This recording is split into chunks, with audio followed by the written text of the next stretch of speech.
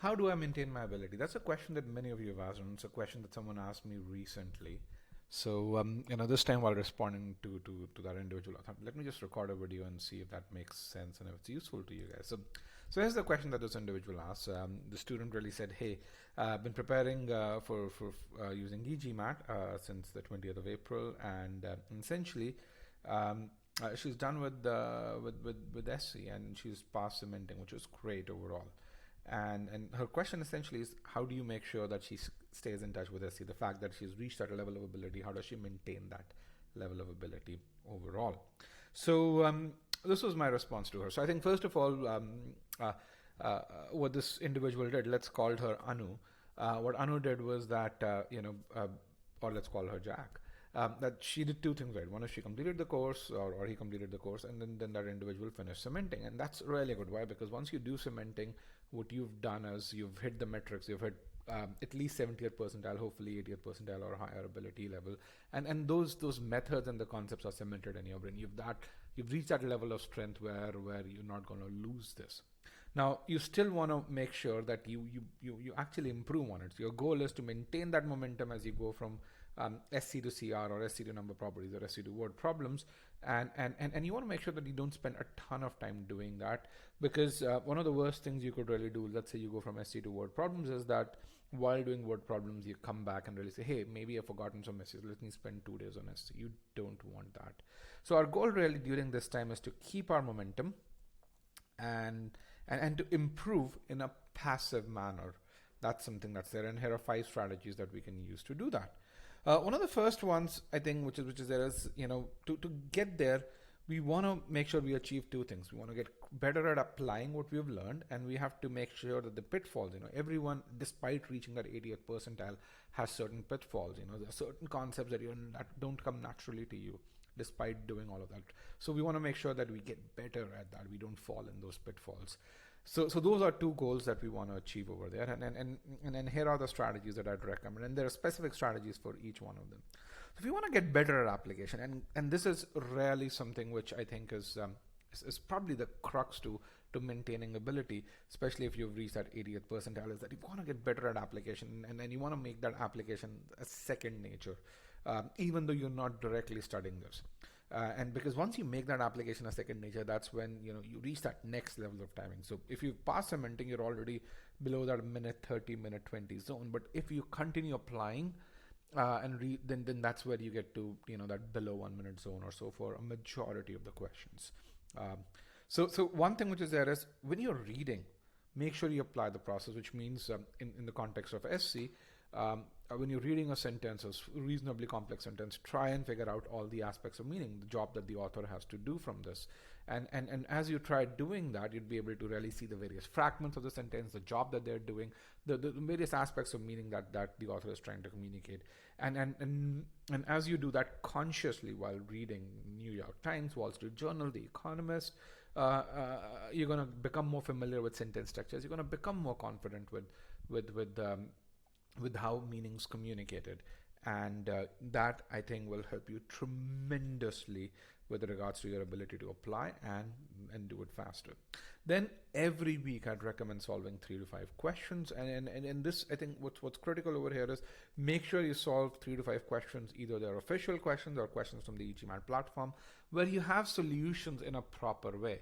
What you don't want to do is you don't want to solve questions where your solutions are what I call as grammar focus, and essentially that resource pushes you to really saying, hey, you don't know grammatical concepts, and that's where you made a mistake. So go back, learn these other obscure grammatical rules. You don't want to do that. You want to make sure that the solutions are much more application focused, because again, if those solutions are grammar focused first, they won't apply to the real GMAT. Second, they'll take you away from what you're currently learning, which again, we don't want. And the third worst consequence could be that you might just change your approach because of just those 1 or 2 questions overall. You don't want that. Okay. So again, make sure you solve 3 to 5 questions, good questions, and then you must have a sort of bookmark question on the e-GMAT platform, revise those solutions over there.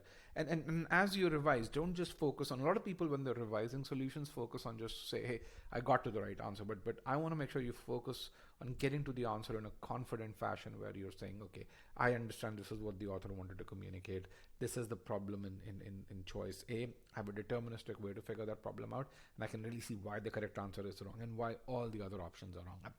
So the reasoning behind rejecting the incorrect options and behind selecting the correct options, that's something that's important. So that's about getting better at application. Now, how about revising pitfalls? That's where your bookmark questions, that other sort of bookmark questions become really, really useful.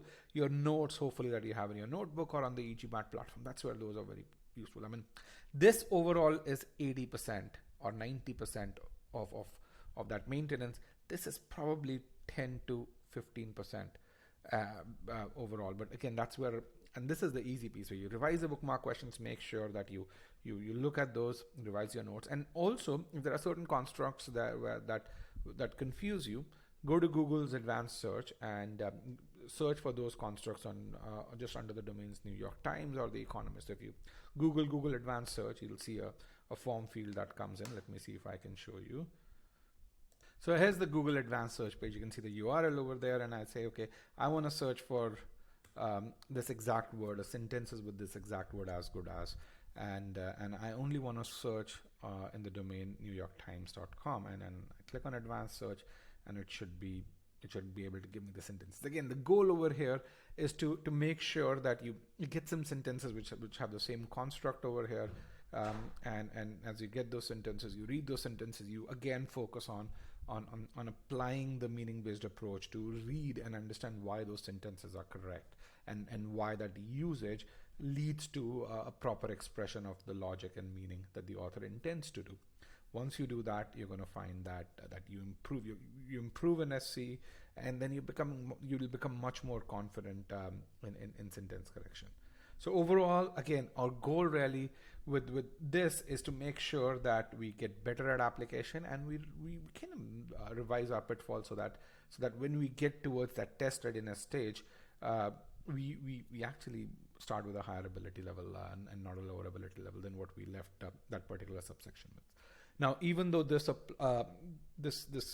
video is just for sentence correction, you could apply the same strategies to critical reasoning, number properties, in the future, MSR, two-part, and so on and so forth.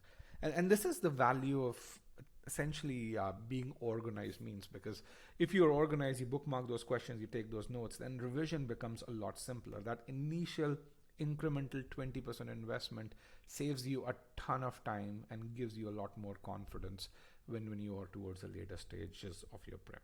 So hopefully this helps, and as I always say, happy learning.